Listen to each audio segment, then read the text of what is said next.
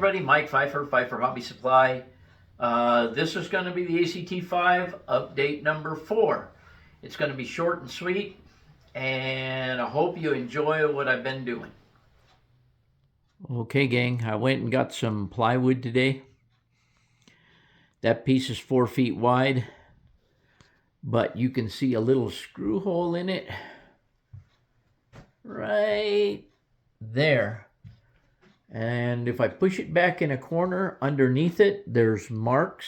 You can see where I marked with the pencil along here on the bottom of it.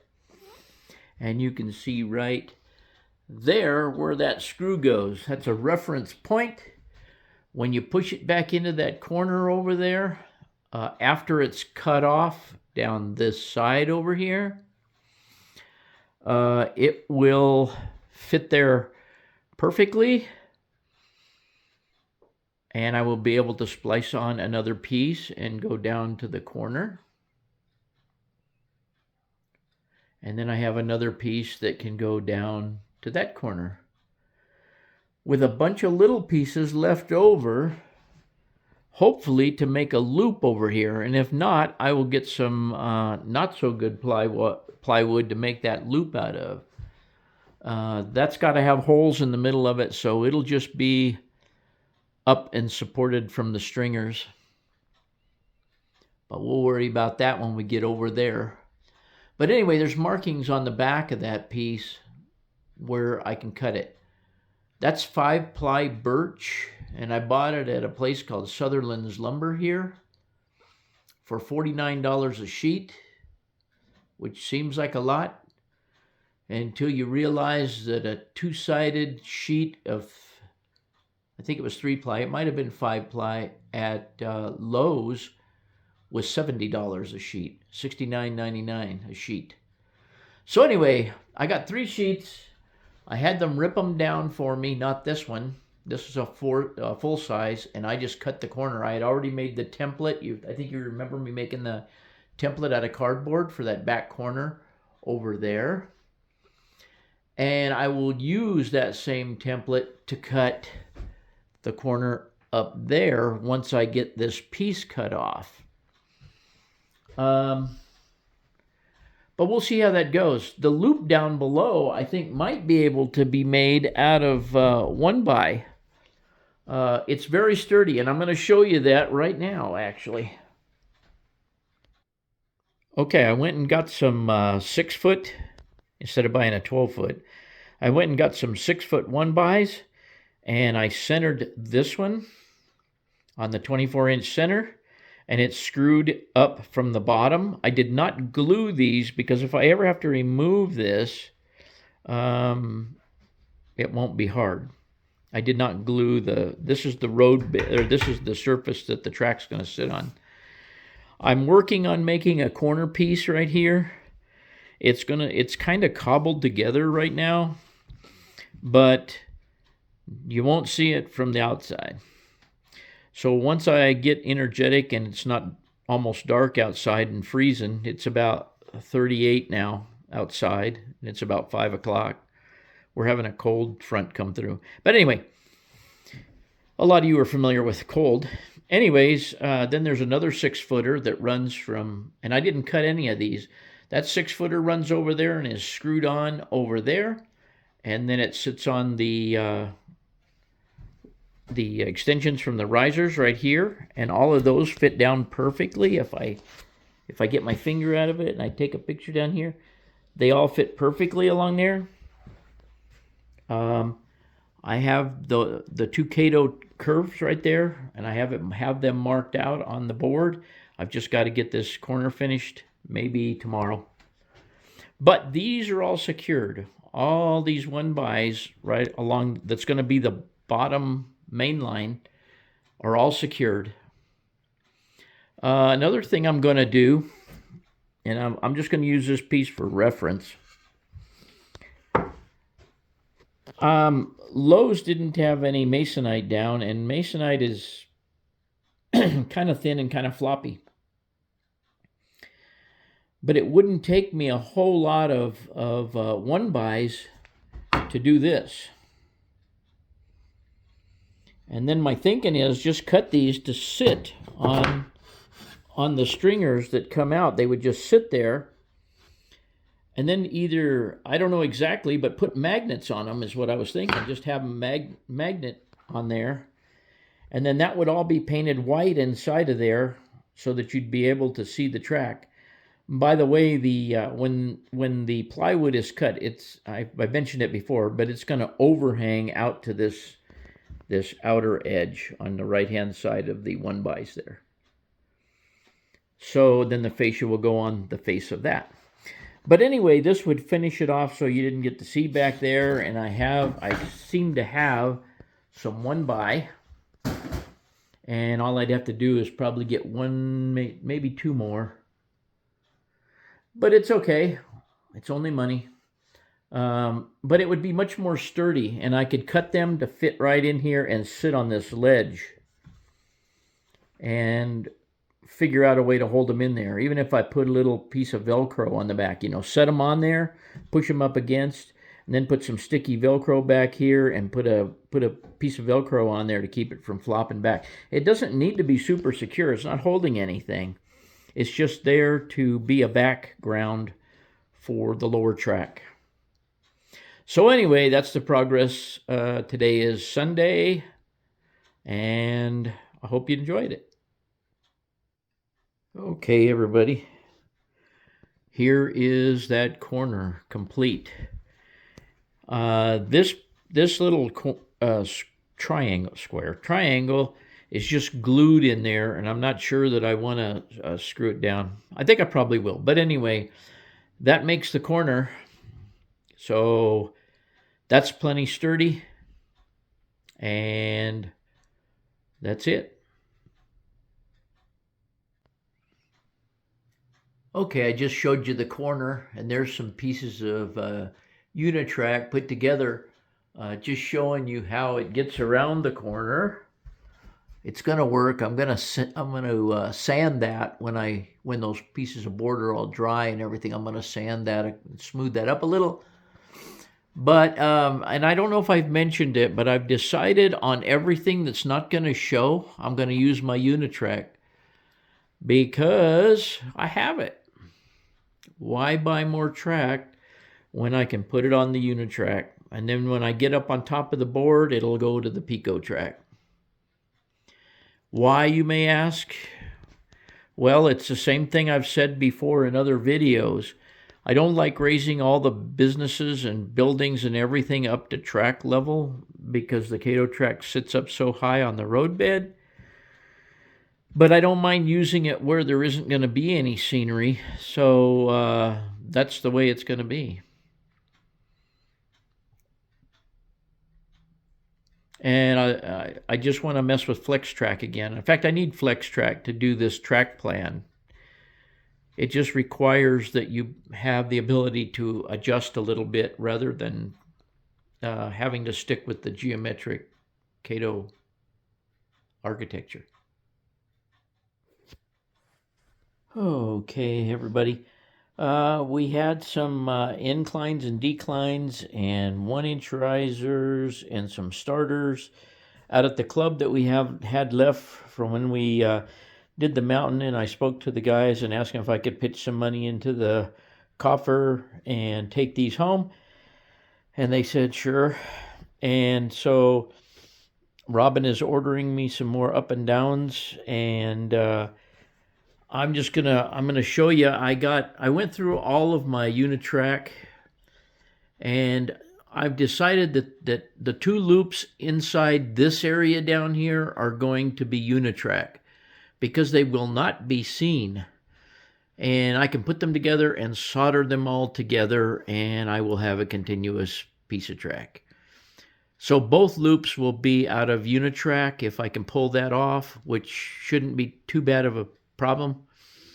And as you can see, I have a turnout there, and I am going to use the double track down here, the 12 and 13-inch radius around there, go back into a switch here, just as the plan showed, go back into a switch there. The track on the back here will be a holding track I can put a train down there and keep it there. And even though this is all under the layout, this siding over here will not be a holding track. It will be a siding for oncoming trains to wait for a train that's already in the mountain to come out of the mountain before it proceeds to go through the mountain and come out back over there. So this siding here serves a function for the railroad. This one here is merely for me to hold a built train on, the one on the inside.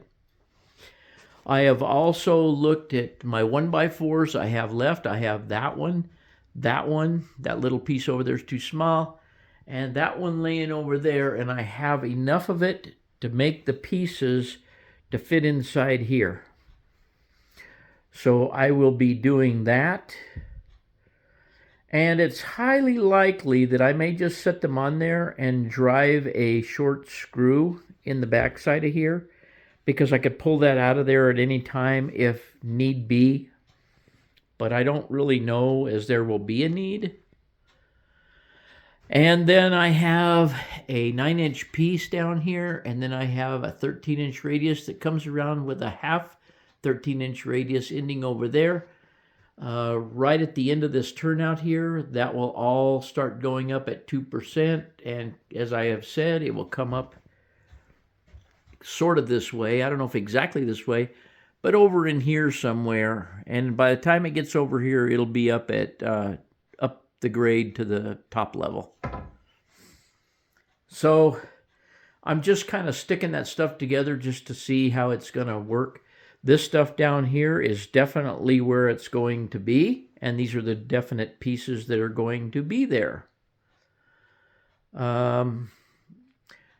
So this is what we have right now. I sorted, now I don't really want to get into this too much, but I sorted through all my track. This is all the good unit track I have right here. I have a bunch more that's going to get sold, but it's going to be buy and clean at your own risk. I'll make a determination of that at some point. Don't start calling me and bugging me about it right away. So at some point, I will let you know. So that's it for tonight. Tonight is Monday night. And I will talk to you again tomorrow. Oh, by the way, there's some risers that I had left up in the crawl space. Okay, everybody, here's the top board. I have it cut, and you can see that the fascia would go right along the front of it and go down to the boards underneath. I will extend some boards out. Hang on a minute here. I'll extend some boards out right here so I can attach the fascia around this gentle curve here. And where that gentle curve is where the train station will be. Then it will come back in, go down, and this track will be coming up from down here. So I'm going to have to lay what I'm going to, well, I don't know what I'm going to do yet. But what I think I'm going to do is lay some 1x from here all the way around and then cut some notches in the boards over there and put the 1x up even at the bottom of them until I get where I need to be over there. It looks like I might only have to cut 2 of these and take that one completely out. But we'll see. And then what the plan is if I make everything this height right here, and I put a flat board all the way around there, then I can put the 2% foam risers on that board and come up where I need to over here on the top. All I have to do is duplicate this shape up here, and then I'll know at some point where I'll need to cut the board up here. A groove in the board for the track to come up through. The rest of this track will be underneath. And the main line will actually be up here. And it will be going around, well, it'll be going around over the top of this. This will be down. And around that curve back there and along the back. So, I'm making progress. It's just frying my brain a little bit on the best way to get up there. And I don't trust myself to, since they're 24 inches apart down here, I don't really have enough to do it by using wood, I don't think. I don't know, I'm going to give this some thought. And I hate to cut this piece of wood up here because I don't want it cut up here because there's going to be stuff there, or some stuff there, and I don't know where yet. So I think the best idea is to make a flat board that goes all the way around there and up over to the other side so that I can what I would do at that point when I had the board cut flat is and it mounted down here, I would put this piece of plywood back up here and come up from the bottom and mark that where that needs to be cut out, take the top off and cut it. I don't know, that's the most logical thing I can come up with. So that's what we have going on right now. This piece down here is not going to be a problem because I have nothing coming up through it or anything. What I am going to wind up doing is back in that corner over there, I'm going to start a 2% incline that goes up just to about 1 inch or 2 inches possibly over here in the middle, and then just drops back down, just drops the main line back down, just for some kind of, maybe just 1 inch, maybe 2 inches, just for some kind of scenic value as the train is going along. And then there will be a hill over there in that corner to hide an opening that will be cut in this piece of plywood here to allow me access to that corner. And really I only need access to it during the construction phase, in theory. So that's that. And what I'll have to do is double up this 1x here because I'm missing it just by a bit here.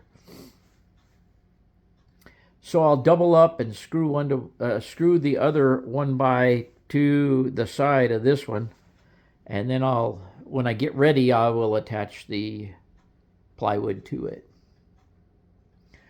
But that's how that one's going to be cut, at least in the beginning. So let me move and stand back and get you an overall kind of. So this is kind of an overall shot of what you would see. And of course the piece going on down to the far corner, left-hand corner.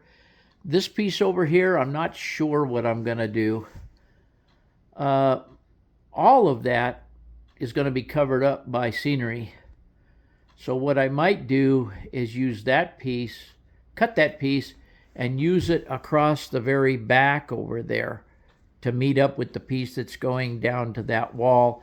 Then buy a piece of junky, well, whatever I can get, 1/2 inch, that doesn't cost a fortune, just to do that piece over there, because the majority of the center of that's going to be cut out.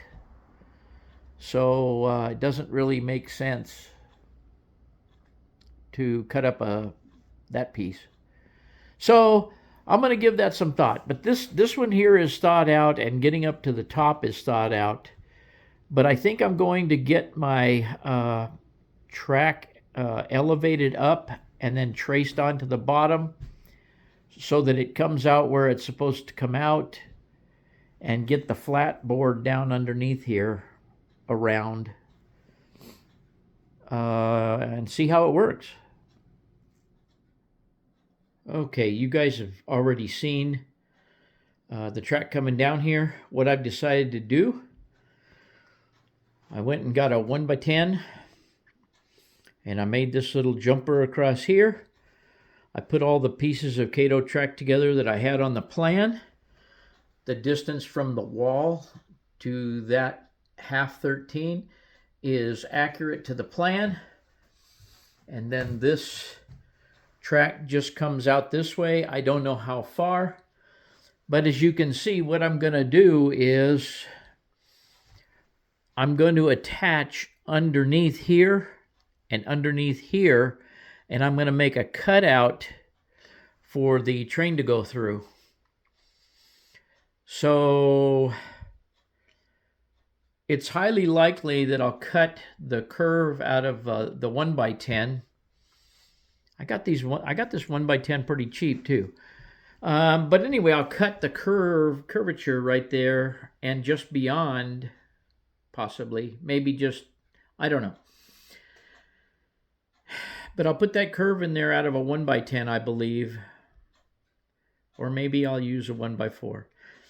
It doesn't really matter. The point is that all of the road bed for the bottom track will be level all the way around to somewhere over here. And what I will do is I will be cutting openings in the stringers. And yes, I call them stringers, and that's what they're going to stay. But anyway, and then I'm going to wind up putting a 2% foam riser on that surface all the way around. It's the only way I can figure out for me to be able to accurately get a 2% grade going up, and I don't want to fuss with the grade after the fact. So that's what I'm doing, and I'll show you more as we go along. Okay, everybody, I bet you're tired of this shot, but here's how it's working. You can see that I have all the wood level, and I'm putting the risers on the wood as I go around. And of course, that riser, sorry, I tripped over my stool. That riser will eventually go up and meet the top up here. And then it'll go down and make a loop and come back around anyway and join up to the main line. But this is how it's coming out, and I'm really liking the way that's working. By the way, I was going to come up too quickly, so I put one strip of 1 inchers over there, and then I started the incline up again so that I had clearance right there. So the rest of this will be cut out of this piece up here, and it'll come up out of a canyon sort of, and to get up on top. So I have 2 more pieces of riser to put in, so that means I've got 2 sections of wood that I've got to put underneath here. It's a little bit time consuming and getting in and out and moving all the cabinets to get there. It's I just got a little burnt out today, so tomorrow I'm going out to the club. The following day is Friday. I'll probably get back on this again, but for now I think I'm going to call this one, and we're just going to do a short update for. Okay, gang, that's it for number 4. You can see I got my winter woolies on because it's about, it was 15 degrees this morning, which is cold for us. In fact, some water pipes broke at my son's house. Next door neighbor's got a leak under his foundation. We're just not used to this stuff. But anyway, we just got home from dinner, and I was going to do this earlier, but I forgot. I was going to get the last video earlier, but I forgot to go in the house and get my phone, which I had left in there, and so I didn't do it. So we just came home from dinner. I took the last video here, and I hope you enjoy where I'm going with this. And as usual, thanks for watching.